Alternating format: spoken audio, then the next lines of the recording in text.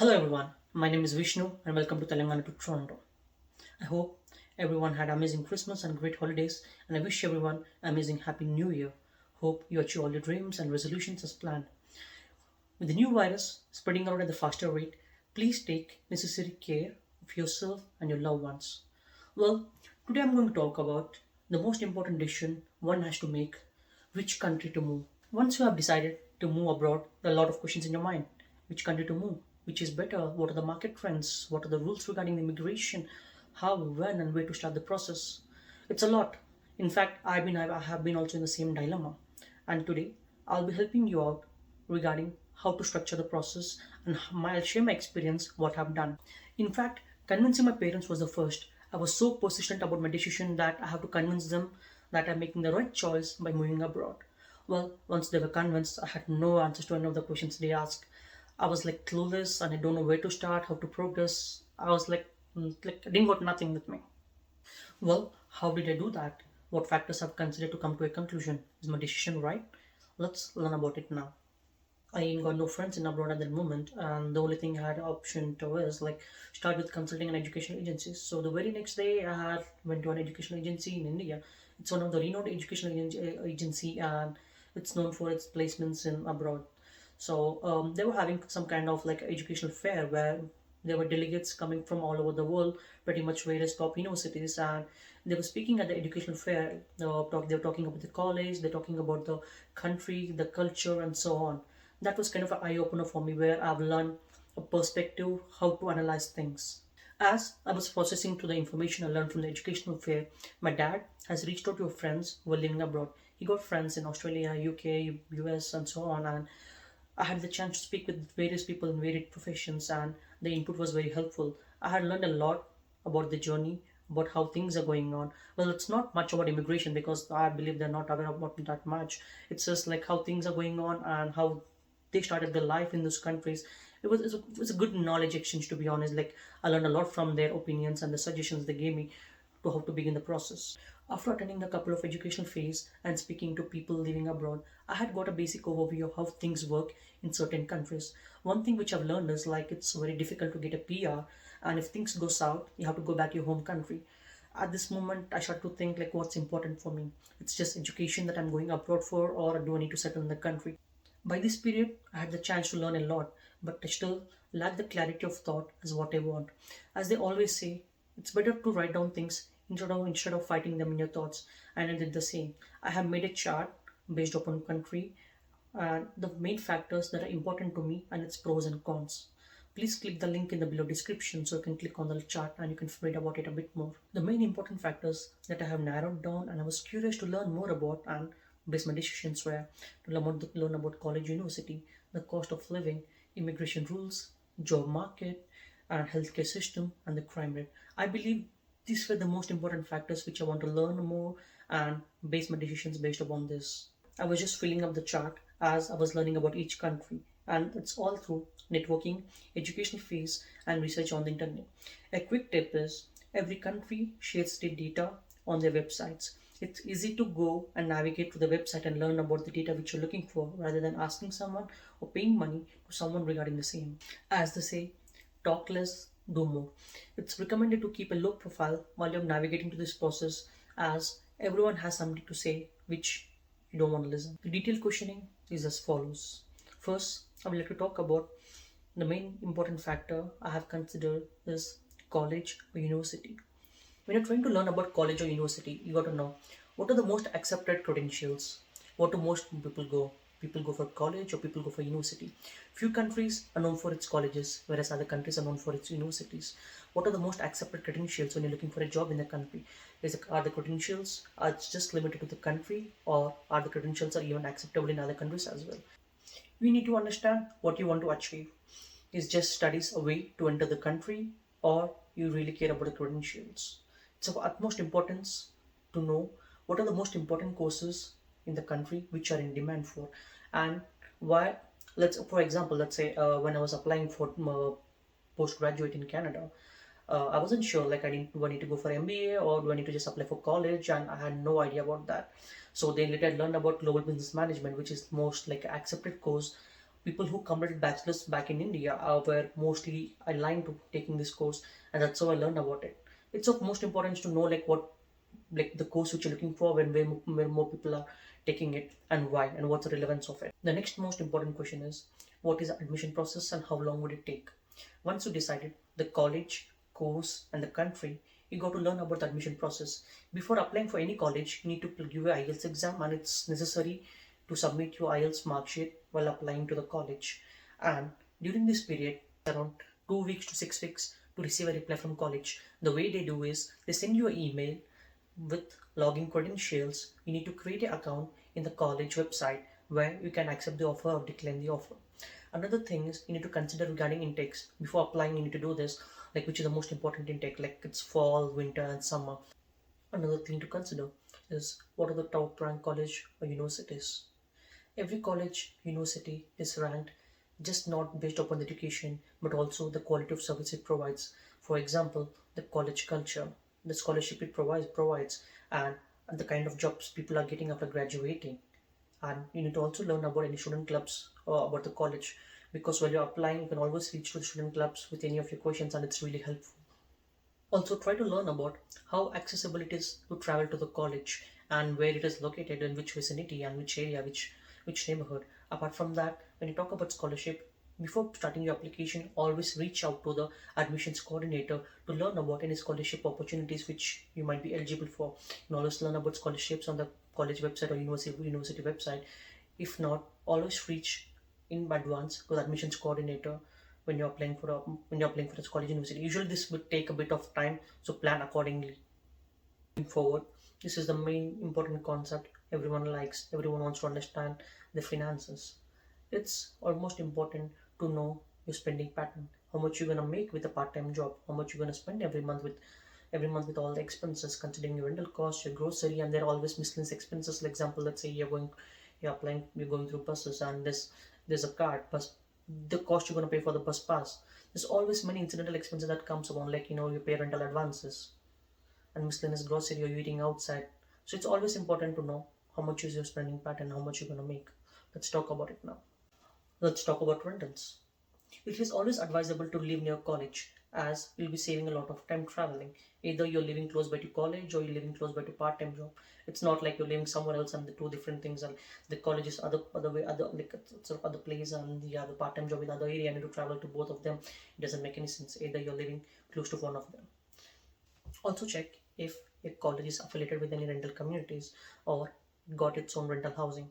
If yes, check the affordability. Usually the rentals offered by college are a bit pricey. Another thing, you got to look like what are the websites you can need to apply for renting.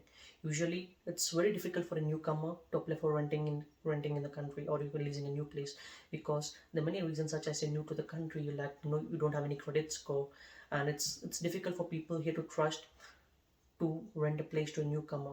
We can also do like usually the way you can get a room is like get a sharing room in already a master apartment, or sharing room in a master bedroom, or you can just share a house with already people who are already there, like with example your seniors. It's easy to get that, but it's a bit difficult to get a new apartment, leasing for yourself. If your college is located in a city, it's advisable to live in the city, as you can easily have accessibility to trams, subways, and buses. Buses are very fast in city compared to suburbs.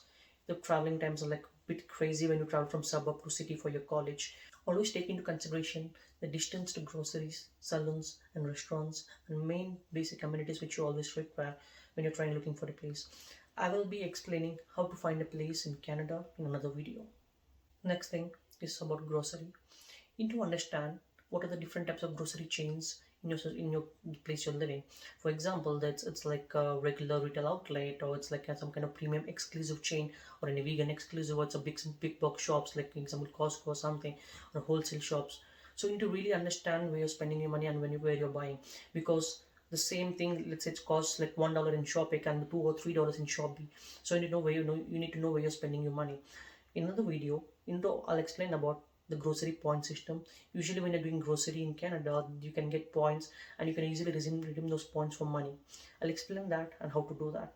Another video, I'll also be showing you different retail stores, so you can have a clear understanding about the different shops, different chains where you can buy groceries. And travel, the bus or cabs.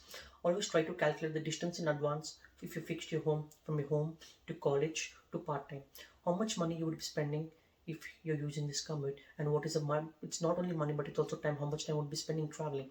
Well, in the beginning, where I used to live in a suburb and my college is in a city, so every day I used to spend around 2 hours one way to travel from my home to college, and it's vice versa. So I'm spending 4 to 5 hours of time just traveling. And during winter, it's like a bit difficult. You need to also factor in that because I had a chance, like situations where I have to miss my examination.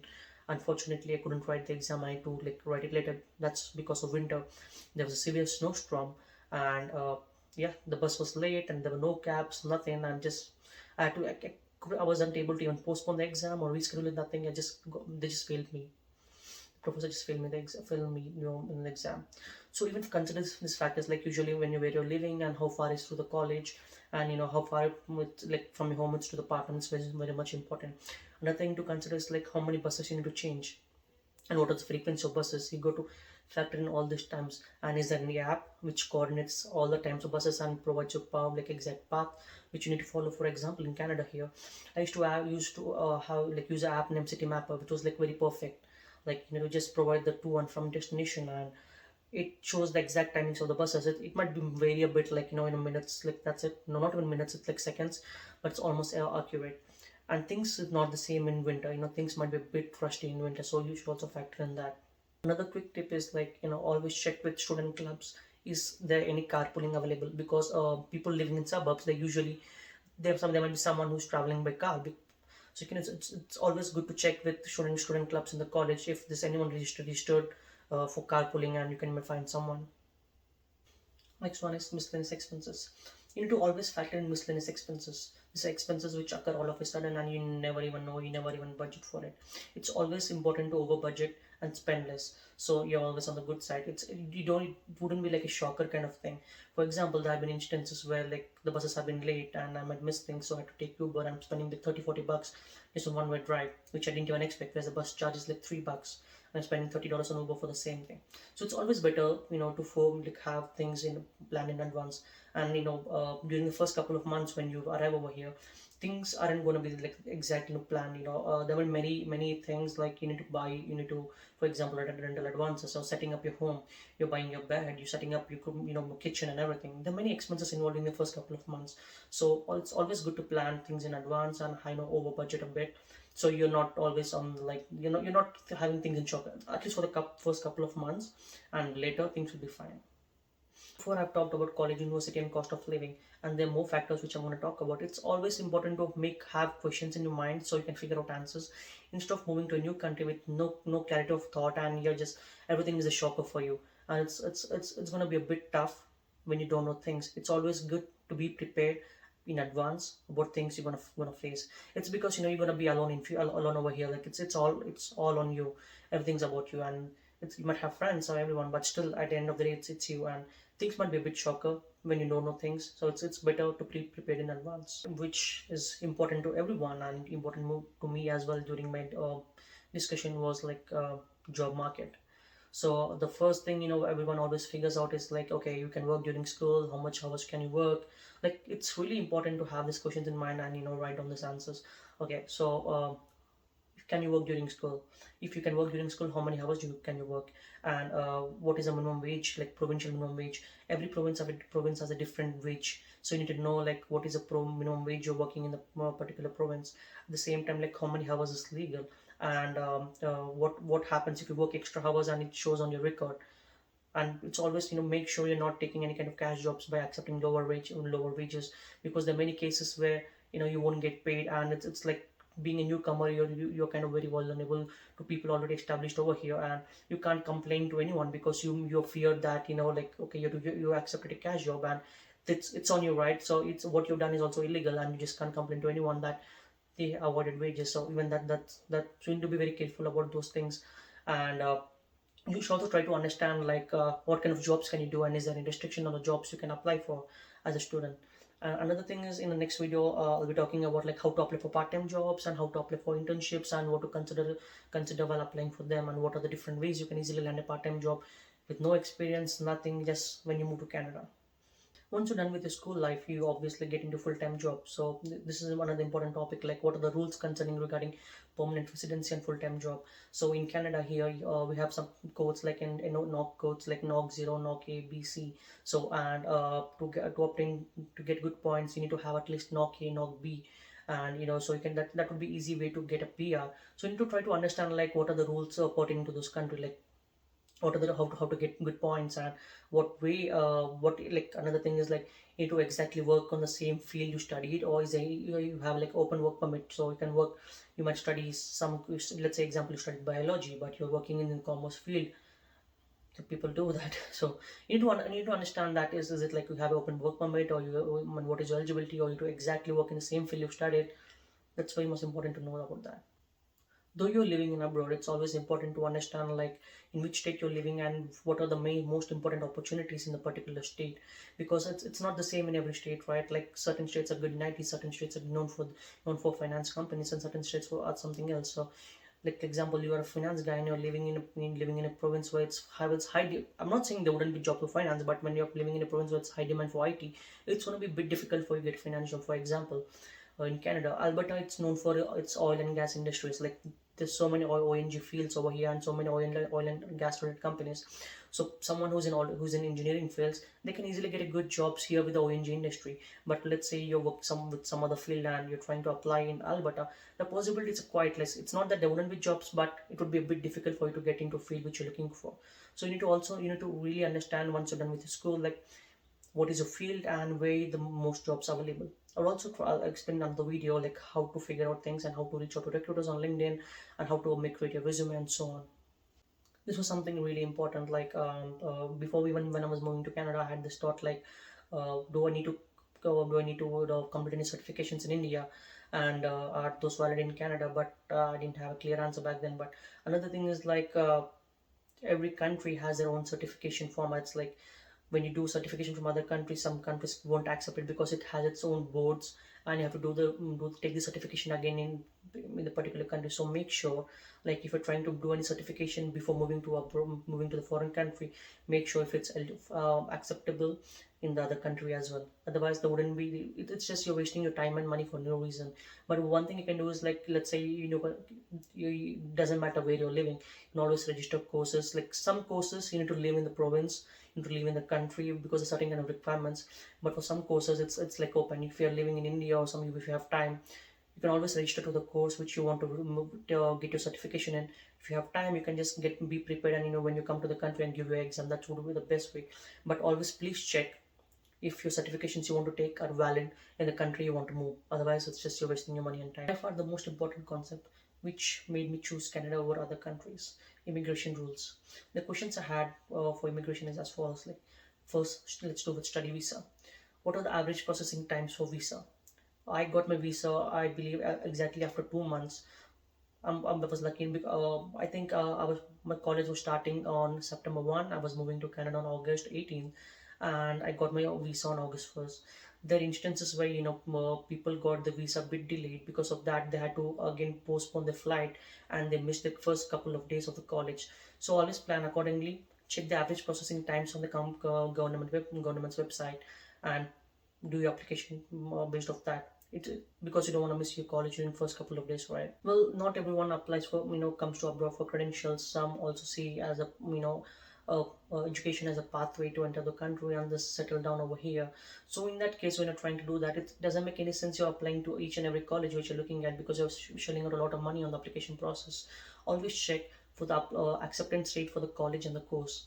So with the help of that, you will know like which college, which based on your educational background and your achievements, and whatever you gain, so for your experience, you would know which college you can easily get into, and which college the highest there's a chance of rejection. So you can clearly avoid that. So always try to understand what's the acceptance rate of the college and the course you're applying for. You can always find this information on the web, on the internet. The next most important thing is rules regarding work visa. Like when you're in a school, how many hours you can work, and what is the minimum wage rate, like I already mentioned. Apart from that, you need to understand your legal rights. and what are the insurance claims, like you have any insurance coverage in your workplace, and if you're injured, what are the precautions you need to take, and what are the whom you need to reach, and what are the, like, what is there any governing board for that. You need to try to understand regarding all this, because there might be instances where you're injured at your workplace. Like I have been injured at my workplace, and I had no clue during that period. I was just going with the flow. But if I had known things earlier, it would have been a bit different. So if you can try to look for articles on government website where you can learn about if you can eligibility regarding claims, like you can claim anything, you can't claim anything, and how many hours you can work and so on. Apart from that, once you're done with your school, okay, there's also like you need to learn about like your work visa rules really, when you're like working on full-time job, and how the like how many hours can you work, how many jobs can you take, and how these things will affect your application for PR, and what kind of jobs you need to work. As I mentioned earlier, like you need for example, Canada, is it knock O, knock A, knock B, knock C jobs, or like if in different countries, like what are the different systems, and you need to always try to understand what are the rules regarding this. The next most important thing is the rules regarding PR. What is the application process? When can you apply for PR? How much would it cost? How many days would it take? What are the documents you need to have to upload to get a PR? And what are the considerations to obtain those documents? You got to consider all of these things, because getting applying for a PR is not a simple process. Another thing is, let's say your work visa is close to expiration, and you don't meet the standards or points. So what are the different options you got? Is it you want to leave to your home country? If you want to stay, there's always an option. You need to try to reach out to an immigration lawyer to understand what options you got. You got to even arrange, because it's not going to be that cheap. You need to arrange finance for that as well. So how much would it that cost if in case? Those were all about the questions regarding immigration rules. The next factors I'm going to talk about is universal healthcare system, crime rate, and standard of living. When I talk about standard of living, it's of utmost importance to know how the country is progressing, the kind of economic factors, political reforms, and infrastructure, and so on. Because every waking day, you don't want to wake up and feel like you made a bad decision about your move to a foreign country. Instead, you need to be happy about your choice. The next thing is when I talk about crime rate, you need to know like which area, which neighborhood you're living, because every neighborhood there's some good parts and there's some ghetto parts. So you need to really understand where you're living, and if does the neighborhood has a bad history or a past history with any kind of instances. So because you always have the options to move to a good place, right? So and when you move starting your life here in a new country, you don't want to have some negative experiences. So always research about the neighborhood you're going to live in. Next thing is universal healthcare system. It's really important to understand what are the healthcare benefits from the government. During when I was a student, we didn't get any benefits from the government. It's just an insurance which we paid to school, and we got an insurance provider. But once after school during a work visa, we received like a health card from the government which covers all the basic kind of issues, like you can just consult a doctor, and they also consider it also helps you like get negative like, discounts on medicines compared to the over the counter cost. So it's always important to consider like what are the health, how is the healthcare system functioning. So these were the main factors which I've considered, like like as I mentioned, my parents were having so many questions and I didn't have any answers to, and like I just piled up like few questions here and around, and these were the factors I made and have made and have got answers to, and that's how I answered them. So your list might be a bit different than I have, and of course you might be include the things which we talked about, but always have an open mind. And there's also much data available on internet, and it's just not me. You always can find many YouTubers around and sharing knowledge and information. So it's always check with everyone and try to understand exactly what's happening before making a huge decision about which country to move. Once you made the choice, it's no going back. Thank you.